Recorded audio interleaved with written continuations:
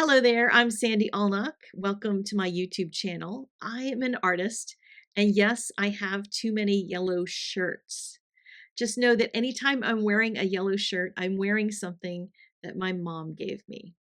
She passed away recently, but even before then, I was wearing mostly yellow shirts whenever I'm on camera, because usually I'm putting my face on and combing my hair, so I would send her a selfie wearing one of the shirts she gave me, and she always remembered exactly which year it was that she sent that shirt. So let's get to today's topic, which is going to be the second in my perspective series, perspective in nature specifically. What do I mean by in nature? Well, a lot of people have studied at least a minimal amount of perspective to know that when there's an object that is close to you, it's going to look bigger, and when it's further away, it's going to look smaller. So you get different kinds of perspective lines depending on where you're looking in a scene. But there's, in some people's minds, a lot to the math of figuring out where the vanishing points are and where the horizon line is and why do things line up the way they do. Well, those things do happen in nature as well as when you're drawing a cube. Like, it just happens. You don't have to be making a cityscape to have to run into perspective. Learning the laws of perspective will help you to understand how to make your nature scenes, your landscapes, look more realistic as well. Because the same principles apply, you just don't have usually lines you can measure with. So this series is taking a different subject in nature each time, and I'm making two videos on it. One is going to be just with photographs and looking at them and analyzing them and just talking about how that object is moving away from you or toward you or to the left or right, whatever the case might be, in nature. The second of that series is going to be some kind of demonstration. Could be in any medium. It could be for something small like a card or something large like a painting. The first pair in the series was on roads, and I will be putting links to both the photo discussion and the demonstration in the description down below the video. This pair is going to be about clouds. And not every kind of cloud, because there's lots of different things to talk about in clouds. I may do another cloud lesson at another time, but we're going to talk about like white puffy clouds, cumulus clouds, and we'll look at them from a bunch of different angles. And my next video will be a demonstration, so you want to make sure you're subscribed so you catch up on that when it comes out in a few days. All right?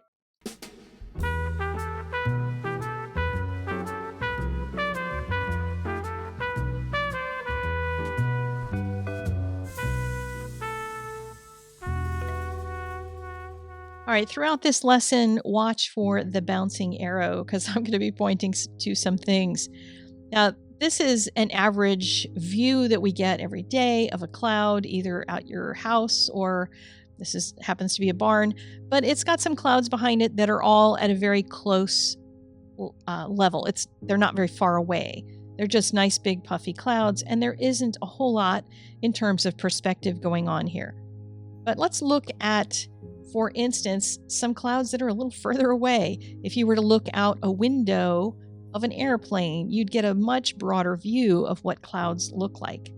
And while these are all weird shapes, because no two clouds are going to be alike, kind of like snowflakes, they have some consistencies in perspective that I think I can help to demonstrate here by drawing a few boxes.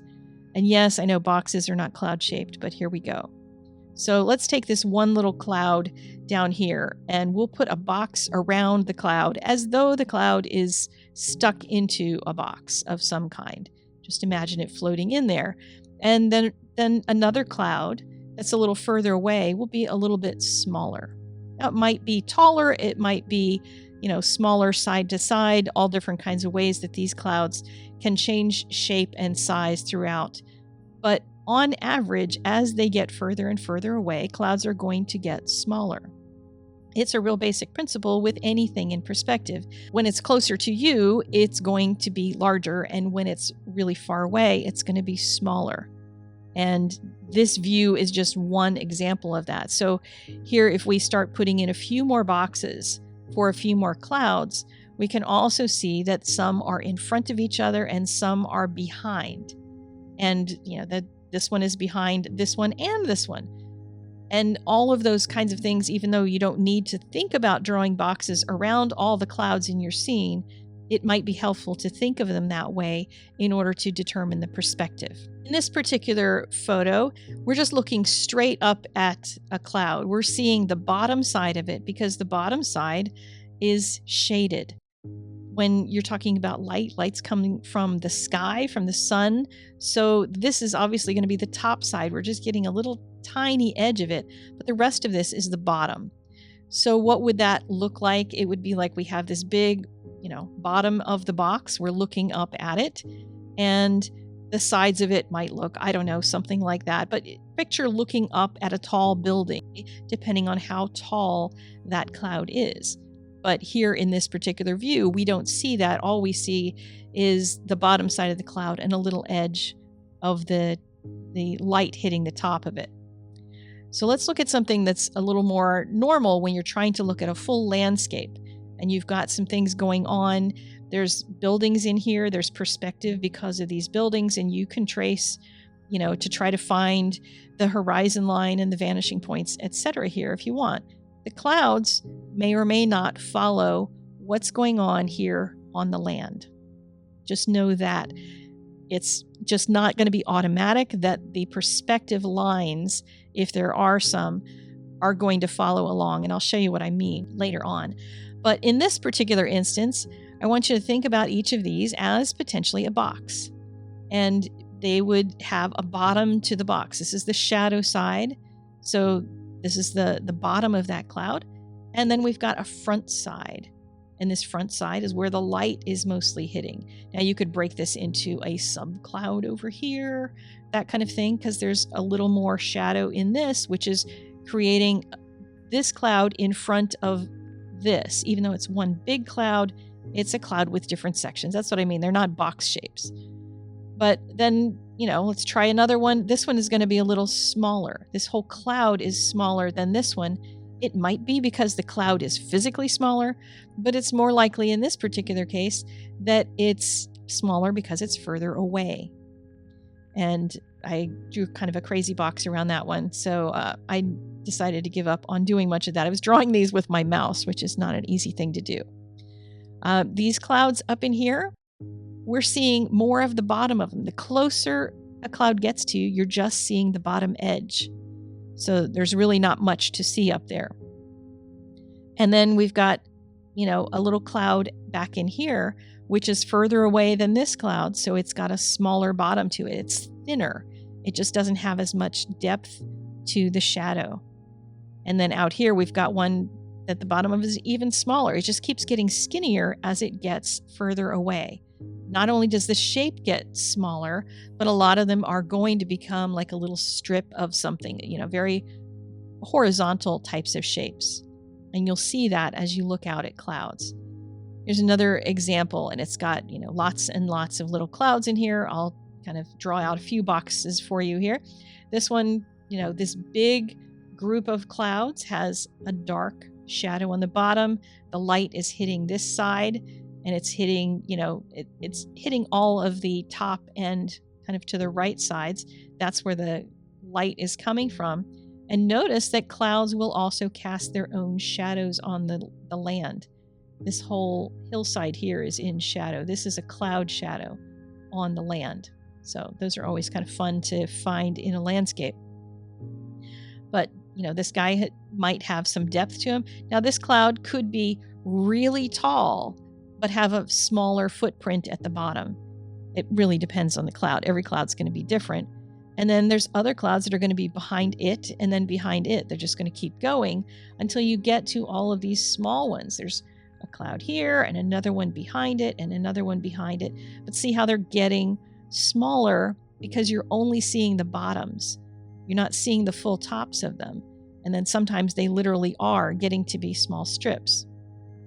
But it really depends on looking at either the reference photo or the scene right in front of you. It's why I like going out and painting plein air, because then I know more about each of the clouds that I'm seeing and what's going on with them. So here's one that might lead many painters to make something that's basically a one plane type of cloud scene, because it doesn't have some really deep shadows. There's not a lot of contrast, but there's still a lot of different clouds in here at different levels. So let's look at a few of those. We've got, this front cloudlet. I don't know if that's what you'd call it, cloudlet, small cloud. And, it's floating out here in the foreground, midground, the foreground of the midground, I guess. And then there's another little one. And maybe that's all part of one bigger cloud. There's, clouds that are mixing together, and you have a little part sticking out of one cloud. And all of those are going to have slightly different shadow shapes underneath of them. And they're not going to be a ton of shadow shapes. They're not going to be really dark all the time, but they can give you definition in your cloud and look kind of realistic once you get all of those shadows indicated in some way. Then the ones in further distance away are going to be smaller and smaller and smaller. So, you've got clouds that are piled up in front of each other in each one of these cloud clusters. And that's just how clouds fly around in the sky. And I'm not going to continue drawing cloud boxes all over the place because it was quite tedious, but I do want to show you a couple more photos. This one has a cloud that is in the foreground, and it's got a shape to it. It's got many mini shapes.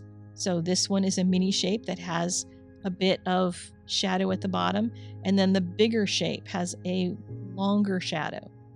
That's the kind of thing to be looking for when you're looking for where to put the shadows on your clouds. And, this one has a really big shadow. Now, why is this shadow really big and this cloud really big when this is the one in the front? Well, it's because clouds aren't made consistently. If this cloud were replicated here, it would be smaller.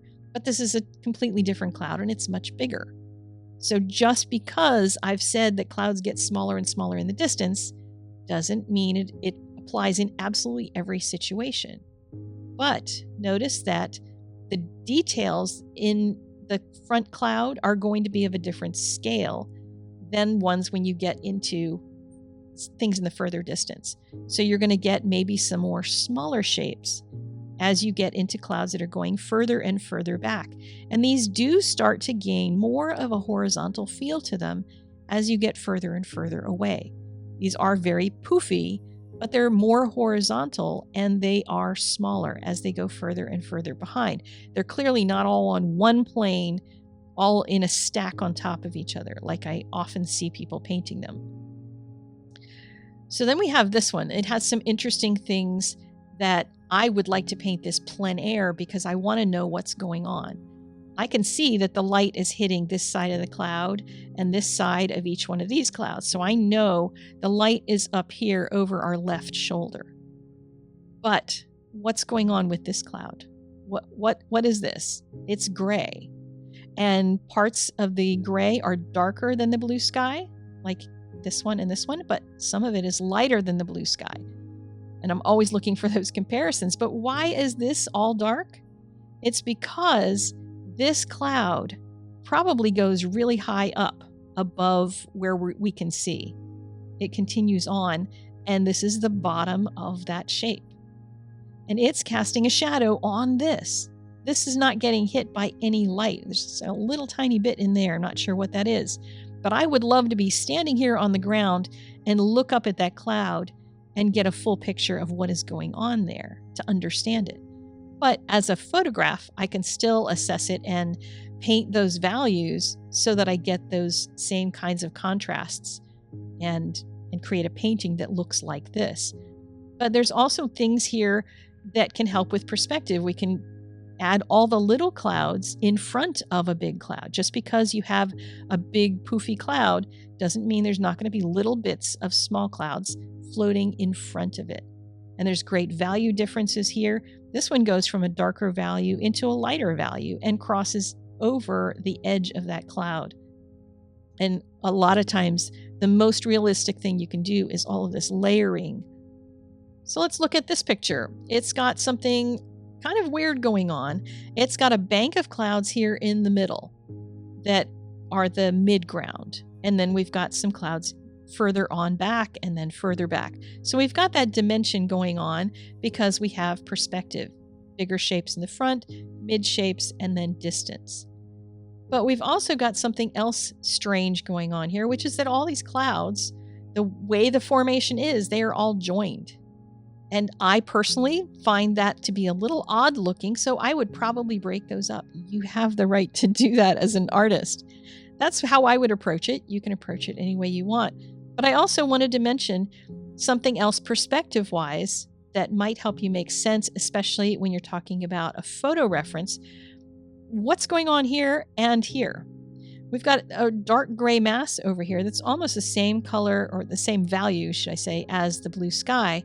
And then we've got these somewhat lighter colors here, and they're about the same color as those middle grays. So what's going on? This is likely a giant cloud over our left shoulder. Once again, it's going to be casting a shadow potentially on these. If you were standing right here on the beach, you could look up and see what's going on to cause those not to get all that light on them. So that's one of the reasons that going out and painting outside is really helpful, or at least taking your own photos where you can even turn your camera upward and take a picture of that cloud so you understand what's going on here. So I tend to take a whole bunch of different photos when I'm taking my own reference materials, so I remember what I saw. All right, let's try this crazy photo. I wanted to bring you this one just to show you that not all the rules apply to everything. Now we have some things here that we can easily understand. We've got the bottom of a cloud that's right above where we are. If you looked straight up, that's the bottom of a cloud. Then we've got this one from a more side view, and then more side view. And look at that, that looks like a car shape. Then we've got, more of a side view. These are getting flatter and flatter. And out in the distance, you've got some rain clouds and stuff, or rain coming down, and all of these very flat clouds. We've got a really nice sense of size perspective here. But don't think of the angles of lines that you see in cloud formations as telling you anything about perspective on the ground. Because perspective on the ground is different than what this might tell you. You might think, okay, well, everything is pointing this way. So that means the road will point that way. That means everything will point that way. The formations of clouds, they're not following land perspective in that way. On land, we've got this road that comes in from the left and goes out here to a vanishing point.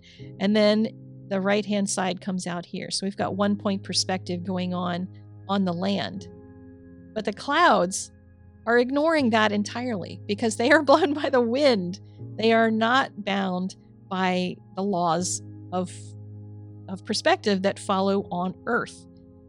And that's just something that you will see in nature. So I always like to warn you of some of the things that you may find and then not understand. Don't try to apply every rule exactly.